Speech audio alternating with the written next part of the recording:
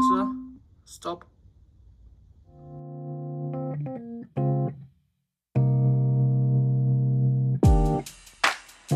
Channel here 10 neပုံစံချင်းမတူဘူးမနေ့စောစောထားတဲ့နေ့ရှိရင်ရှိမယ်ညလုံးဝမအိတ်တဲ့နေ့လည်းရှိရင်ရှိမယ်ဒါပေမဲ့အရင်ကထက်စားလို့ရှိရင်တော့နည်းနည်းပို့ပြီးတော့အချိန်တော့မှန်မှရမယ်ဘာဖြစ်လို့လဲဆိုတော့အကြောင်းတက်နေတာတော့ဆိုတော့မနေ့စောစောစီစီထားရတာမျိုးလေးတွေနည်းနည်းအရင်ထက်ပိုများတယ်ပေါ့နော်ကျွန်တော်နေတဲ့နေရာနဲ့အကြောင်းတွေကမိနစ်40လောက်ဝေးတယ်40-45မိနစ်လောက်ဝေးတယ်ဆိုတော့အကြောင်းကပုံမှန်ဆိုလို့ရှိရင်ဗျာ9နာရီတက်တယ်9နာရီလောက်ကတော့မဖြစ်မနေထားရတယ်ပုံမှန်အဖြစ်တော့6ခွဲပေါ့ကားပေါ်မှာမိနစ်40လောက်ထိုင်ရတာဆိုတော့ကော်ဖီလေးတစ်ခွက်ကတော့ယူသွားဖြစ်တယ်ပေါ့နော်အနည်းဆုံးတော့အပြင်းပြေတာပေါ့ဗျာ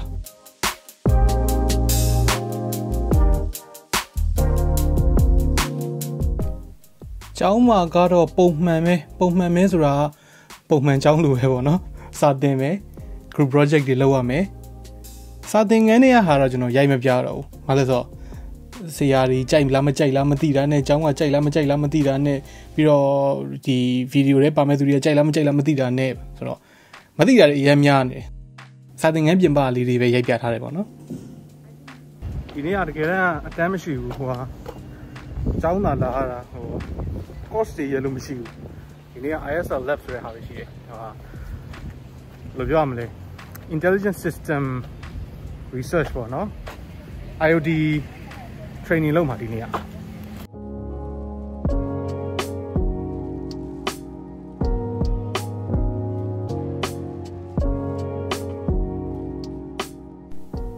ကျွန်တော်ကအလုံးနဲ့ hobby နဲ့ကနည်းနည်းတိတ်ပြီးတော့မကွဲမပြားနေရလေးဖြစ်နေတယ်ပေါ့နော်ဒါကကိုယ့်ရဲ့ဝါသနာလို့ပြောရင်လည်းဟုတ်တယ်အလုပ်လို့ပြောရင်လည်းဟုတ်တယ်ဆိုတော့ YouTube မှာဗီဒီယိုကြည့်နေရင်းနဲ့ပြောရမယ်ဆိုလို့ရှိရင်အလုပ်လုပ်နေတဲ့ရေလို့မဟုတ်ဖ ೇನೆ ပေါ့နော် relaxing လုပ်နေတဲ့အချိန်မှာပဲတခုခုစိတ်ဝင်စားစရာလေးတွေးလို့ script ကောက်ရေးလိုက်တာမျိုးမတိမတာအလုပ်ဖြစ်သွားတာမျိုးလေးလည်းရှိတယ်ပေါ့ဗျာတစ်ခါတလေမှာအခုရပိုင်းကကြတော့ကျွန်တော်ကစာမွေးရင်းပေါ့နော် semester တစ်ခုပြီးမဲ့အချိန်ပေါ့ဆိုတော့စာလည်းလောက်ရတယ်ပြောရမယ်ဆိုလို့ရှိရင်ဗျာကျွန်တော်တနေ့တာကအားတယ်ဆိုတာအရင်ကြီးမရှိဘူး relax လုပ်ဖို့သိရမလားအချိန်တက်မှတ်ပေးထားတာမျိုးမဟုတ်ခိုးပြီးတော့ relax လုပ်ရတာပေါ့နော်တစ်ဖက်မှာစာလေးရှိတယ်တစ်ဖက်မှာအလုပ်လေးရှိတယ်ဆိုတော့ပြောမယ်ဆိုမွတ်တယ်တနေ့လေဆိုတော့အဲ့ဒီမွတ်တာလည်းဗီဒီယိုတချို့မှာသွားပြီးတော့သိတာလိမ့်မယ်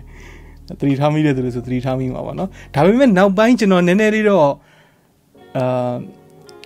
အဲ့ဒီပြဿနာလေးကိုပြန်ဖြေရှင်းနိုင်တယ်ပေါ့နော်နည်းနည်းလန်းဆန်းလေးဖြစ်လာတယ်ပေါ့နောက်ပိုင်းဗီဒီယိုလေးတွေမှာအဓိကတော့ကျွန်တော်ဘာလို့သွားသတိရလဲဆိုတော့ကျွန်တော်အရင်တုန်းကဆေးကြောင်းတက်ခဲ့တုန်းက anniversary တောက်ဖြစ်တဲ့ဟာကိုသွားပြီးတော့သတိရမိတာပေါ့နော်အဲ့ဒီတုန်းကစာမွေးရင်းနေဆိုလို့ရှိရင်တောက်ဖြစ်တယ်အဲ့ဒီမှာကျွန်တော်သတိထားမိတာက anniversary တောက်လိုက်လို့ရှိရင်အနည်းနဲ့အများ energy ရတယ် energy ဆိုတဲ့နေရာမှာစိတ်အားရောကိုယ်အားရောနှစ်ခုစလုံးပါတယ်ပေါ့နော်အရင်တုန်းကကျွန်တော်က coffee တောက်တာမျိုးတွေ energy drink တောက်တာမျိုးတွေအဲ့လိုမျိုးတွေမျိုးစုံ try ဘူးတယ်ကျွန်တော်မှတိတ်ပြီးတော့ effect မရှိဘူးအဲ့ဒီကောင်တွေကကျန်းမာရေးအတွက်လည်းတိတ်မကောင်းဘူး anniversary ကကြတော့ vitamin C နဲ့ vitamin B အုပ်စုနဲ့ပါတယ်ဆိုတော့ကိုယ်ခံအားပိုကောင်းတယ်အများကြီးလည်းပိုပြီးကျန်းပါတယ်တခြားဟာတွေထက်စားလို့ရှိရင်တနေ့ကျောင်းမှာအချိန်ကုန်ရတာနည်းနည်းများတယ်ဆိုတော့ကျောင်းမှာလည်းနည်းနည်းအားတဲ့အချိန်လေးအားသလိုခိုးပြီးတော့ပေါ့နော်ဒီ product shot လေးတွေရိုက်တာမျိုးပဲဖြစ်ဖြစ်တင်မဲ့ဗီဒီယိုတွေအတွက် script ရေးတာမျိုးပဲဖြစ်ဒါမှမဟုတ်မနေ့ကညရိုက်ထားတဲ့ဗီဒီယိုအတွက်ဖြစ်နည်းနည်းပါခိုးပြီးတော့အားသလိုခိုး edit တာမျိုးလေးရှိတယ်ပုံမှန်အားဖြင့်ကတော့ကျောင်းက4နာရီခွဲလောက်ဆိုပြီးတယ်ဒါပေမဲ့ဒီနေ့လိုမျိုး